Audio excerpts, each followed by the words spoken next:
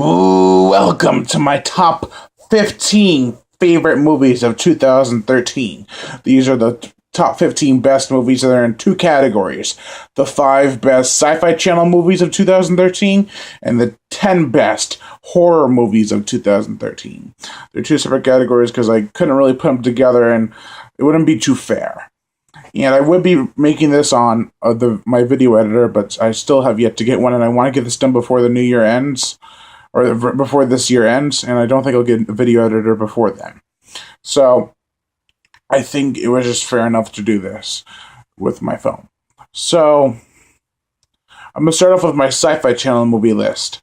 And this was a hard one to choose from because I didn't see many, I saw most of the Sci-Fi Channel films, but they were still hard to choose from because I liked all of them in their own certain ways, and so on and so forth. And some of these ratings have changed, in my opinion, because I have a page on IMDb. I'll post a link in the description below of all the movies I reviewed. I put on a page, and it says if I wanted to change the rating or not, then that's what it would be on, so we don't have to re-review them or anything.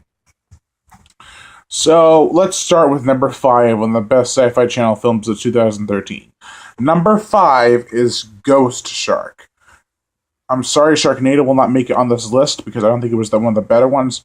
I think it was very overhyped, but it was still pretty decent. But Ghost Shark really kicked a lot of butt. And even though the special effects were totally crap and everything about that movie was pretty shitty, I still felt that it was a lot better than Sharknado, so I thought it deserved the number 5 spot on this list. And then I have number 4. At number 4 is Axe Giant: The Wrath of Paul Bunyan. And a lot of people I didn't like this review because they're like, Axe Giant was a really shitty movie. I'm like, yeah, I agree, but at least it tried, and at least it had decent characters, and at least it wasn't total shit. I mean, it had some decent qualities about it. I mean, I know the gore looked like complete crap, but it was still fun to watch, and I do think it was better than Ghost Shark, and I do believe it was better than Sharknado. But Axe Giant just has some sort of charm about it, and I like that. Number 3 was Raging Cajun Redneck Gators. Is Raging Cajun Redneck Gators. I had a real fun time watching this movie. I watched it twice on my DVR, and I loved everything from the beginning to the end. And it did feel a little bit sappy at some parts, but then it got serious at the end where they're like, this is the draw that we have to... One of us has to fire, and whoever hits who is the winner. And it's a really intense scene because you are rooting for both these characters. So that's why I made it number 3 so high up on my list. Number 2, I just saw this and I want to review it soon. And I also want to review Jurassic Attack, but that's not what number 2 is. Number 2 is Poseidon Rex. I saw this on YouTube, and I'm like, wow, this is actually really fun. I didn't expect some of the shots to be, with CGI, to be that well used. The dinosaur Poseidon Rex looked awesome. And it had quick, witty humor, it had funny one-liners, it was fun to watch, and they had pretty cool action scenes too, like a whole bunch of people running from Poseidon Rex, and it reminded me of Godzilla in a way. And that's why it's number 2. Number 1, I had reviewed this on my other channel before I started getting rid of all my reviews. I hated the review. So I decided I'm going to review it next year, probably on the day it was released. I'm going to see what I can do. But that is Tasmanian Devils. I actually made a video for all the deaths in this movie, and by God, number 5 with that girl, that was just so painful to watch. When I was seeing that scene, I was really worried I was really freaked out. I was like, is she gonna make it? It was so intense. I was like, my God, I hope she survives this. And then when she dies, it's the most brutal death you'll see in the movie. And it's just such a gory movie. It's also very well shot, very well acted, very well. Everything about it seems like a big budget movie, except for the creatures themselves, which looked like really bad CGI. I was really upset about that part. And that's a conclusion to my top 5 favorite Sci-Fi Channel films of 2013. Next up is the 10 best horror films of 2013 that were either DTV or theatrical, but didn't have anything to do with Sci-Fi Channel. And I didn't see that many movies in theater, so I had to wait for them to come out on DVD because I didn't have much access to the theater. this year. I didn't see You're Next.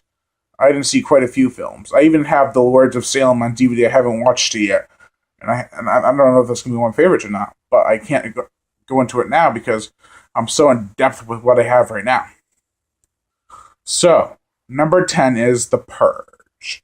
And I've actually watched The Purge twice already. I like the concept. I like the fact that a lot of people hate the fact that they didn't go out further into the world of The Purge. And I'm glad they didn't, because then there would be no room for a sequel. There would be no nothing. They would have used all the creativity for the first one. The second one would be you need to try something new. Well, with this kind of concept that they went with, they can actually do stuff new for the sequel. And I really appreciate that. Number 9 is a very low budget film that reminded me a lot of Reanimator, and even hell, it even stars Jeffrey Combs. And I was friends with the director, Facebook friends. I don't know him personally, but it's Motivational Growth, and it was a very fun film to watch. It got me really interested in everything that was happening, and I was involved with this character, and it's just a beautifully done film. And I really have no other words to say besides it was very well done. Number 8 is No One Lives. I've watched this movie, I think, 3 or 4 times because I really didn't know how to feel about it the first time. And when everything went down, I'm like, holy shit, I didn't expect that. And yeah, it's a pretty weird and screwed up movie. But it's kick-ass because the guy, I forgot his name, but the guy who plays the main killer in the movie is very intimidating because you know that you're not going to be able to stop him. Even though he's a human being, he just knows what you're going to do to try to hurt him, and it's pretty intense. Number 7 is Stitches. Now, this is a killer clown movie, and it's one of the best if not the best killer clown film I've ever seen. I haven't seen Killer Clowns from Outer Space, and I have that on DVD too. But Stitches it's something else. It's funny, it's really gory, and it's fun to watch. Check it out. Number 6 is Hansel and Gretel Witch Hunters. Now, I originally gave this a 3.5 out of 5. I wish I had given it a 4 out of 5, which I say on the IMDb page that I mentioned. And I really enjoyed this film. It was fun, it was gory, it was smart. Not like smart in the aspect of being creative, but smart in the aspect of it being everyone's trying to be a smart ass. And it's just so fun to watch. So with that, we're halfway done, and now we're at Curse of Chucky for number 5. This is the best Child's Play movie in my opinion. Close behind is number 1 and 2. But Curse of Chucky, it was just so well done. It ties so nicely into the rest of them, and it's awesome. I mean, there's really nothing wrong with this movie for Chucky fans. But if you're like a really nitpicky type of horror fanatic where you want to be like, this is not right, that's not right, and there's a flaw there, I don't care. But this one was pretty awesome. This film is where it's at. Number 4. I don't know if you technically call this a horror film, but it's more of a sci-fi action. It's called Pacific Rim. Now, I loved Power Rangers growing up, and I didn't mind Godzilla either. So when I saw this trailer, I'm like, this is so awesome. I was so angry that I didn't get to see in theaters. In fact, only one of these movies on this list I noticed right now is I only saw in theaters. And only one of them. And Pacific Rim should have been that one, but it wasn't. And I regret it, but it's a superb action sci-fi movie. It's just so well done. It has very good special effects, and it's just awesome. Number 3 is The Conjuring. Now, I'm going to be reviewing this movie along with Insidious 1, 2, Dead Silence, and then this movie, and then Saw. And then after I'm done with all of the James Bond movies, Saw is going to be last, and then it's going to continue on from there with the rest of the Saw movies. But The Conjuring, it didn't really scare me. I'm going to tell you that right now. I thought I was going to be terrified shitless because of its R rating for just being scary. And I wasn't. It was so weird.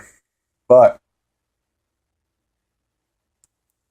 it's still It's not horrible. I mean, it's very well made, and some scenes are kind of genuinely creepy, but not to the creepy level of Insidious. I think Insidious was actually scarier, but The Conjuring is much more well made. It's much more everything, except for extremely creepy. It's just trying to be scary, and it works. I'm just more creeped out by creepiness than scariness. Number 2 is Hatchet 3. Now, I gave this movie a 5 out of 5, 1 point solely for the fact that I love Hatchet. I loved Hatchet ever since 2006 when I saw the trailers for the first one, and I never got to see it until like 2009 or 10. And then I saw the second one, and then I saw the third one. And I loved every single Hatchet movie, don't get me wrong. But Hatchet 3, that was awesome. And it actually got me freaked out because you know that you can't stop this thing no matter how many times you shoot it. Because like Jason Voorhees, you could shoot him and he dies eventually. Like Jason goes to hell, but then his heart's still beating. But you got rid of the problem for that time. You cannot get rid of Victor Crowley. He'll just come back. And if you blow him up, he'll just come back the next night. It's just his curse.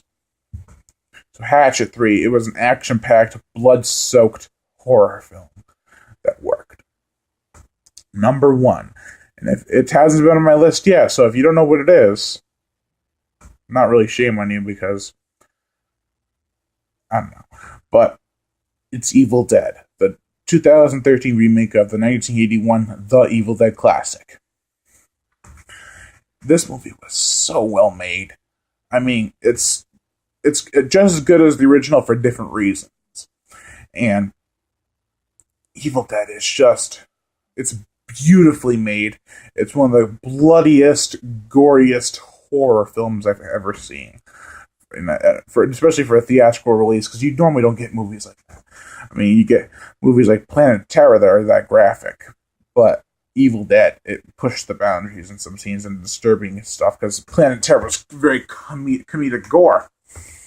This one was trying to be so serious that I'm so shocked. I'm still shocked. The only thing I brought showing with the movie is that they didn't have the "We're gonna get you" in the movie. That was one of the selling points for the trailer for me.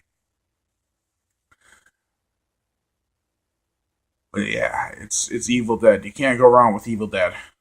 So that's my list, and I'm gonna have a video editor up, and I'm gonna be working on a lot of videos, and I'm probably gonna do the top 15 or so worst movies of 2013 tomorrow. So, yeah. Till then, I'm Brian Gatto, host of Horror Show Movie Reviews. Make sure to like my Facebook page in the description below, and to leave comments and